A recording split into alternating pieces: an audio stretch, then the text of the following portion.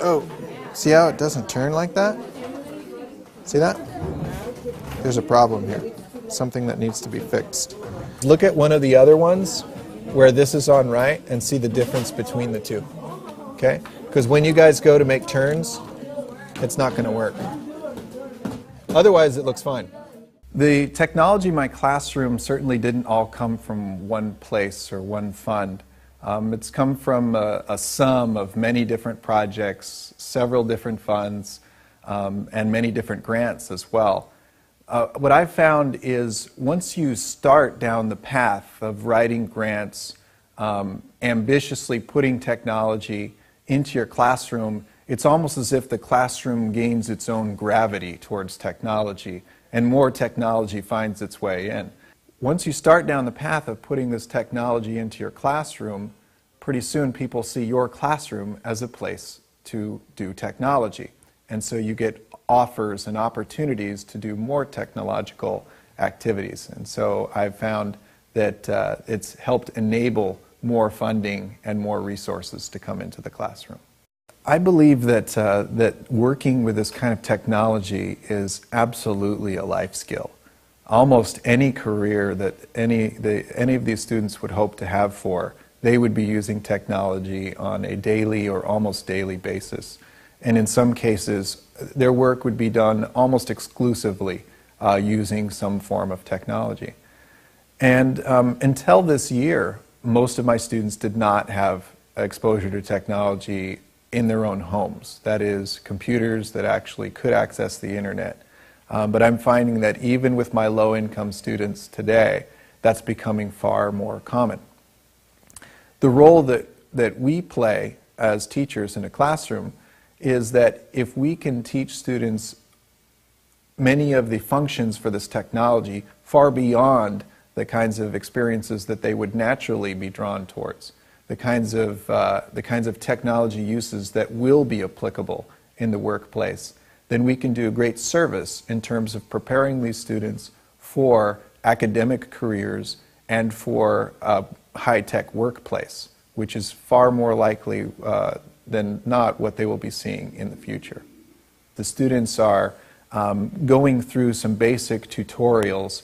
We're putting some very basic programs on the robots and getting the opportunity just to practice with working with the materials and the interchange between the robot and the computer.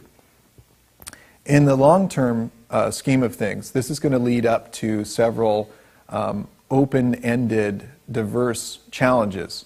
These include tug-of-war, sumo, as well as later on in the year we're going to have robots that are going to be playing soccer this year.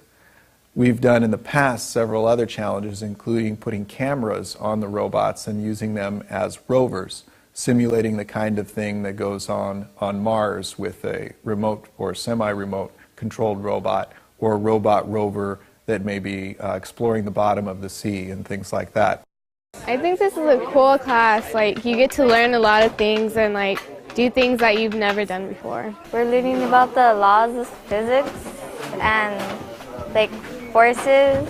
We've been learning robots, science, geometry, and everything. We're learning about forces, metals, things about the laws of conservation. Here we go. I'm going to randomly determine your matches. We'll set that up and then we're going to get started. Today we're going to do a double elimination tournament.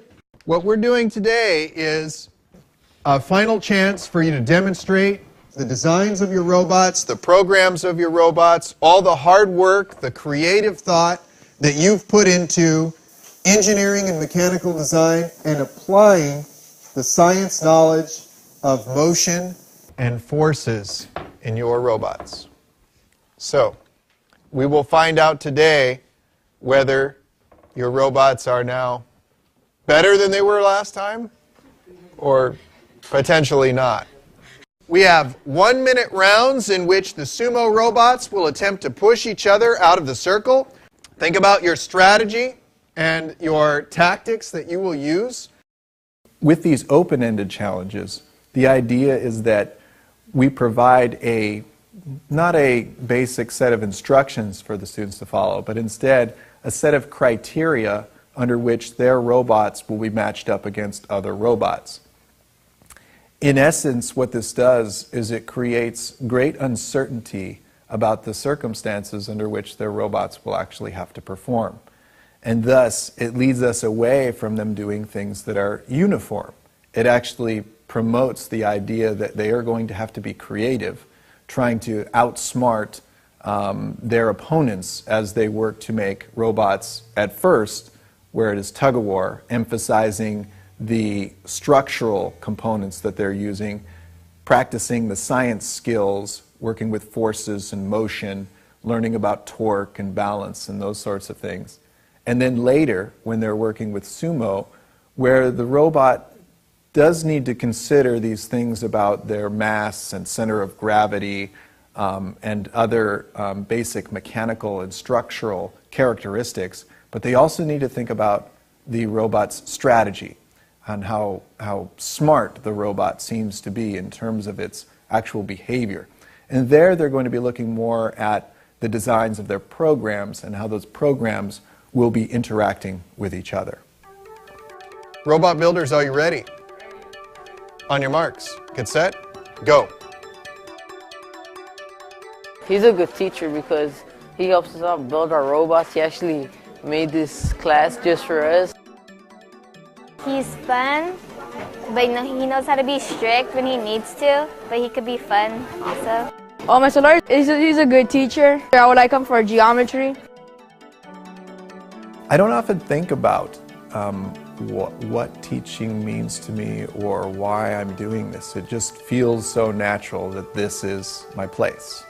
I come to work each day. I am doing whatever I can for promoting, advancing my students forward, teaching them all kinds of things about the world around them, their scientific knowledge, their behavioral skills, and the kinds of things that they will need to prepare them for what's ahead. And I just feel like that is what I should be doing. I feel comfortable in the classroom. I feel comfortable working with this age group in particular. I find that junior high students have a significant amount of malleability. Sometimes I think we may take it for granted how much we really can affect or impact students before they go off to high school. And a lot of times what will happen is these students will come back, sometimes again and again, and they remember their experience at El Camino Junior High and the things that we did. And it's very rewarding to be a teacher.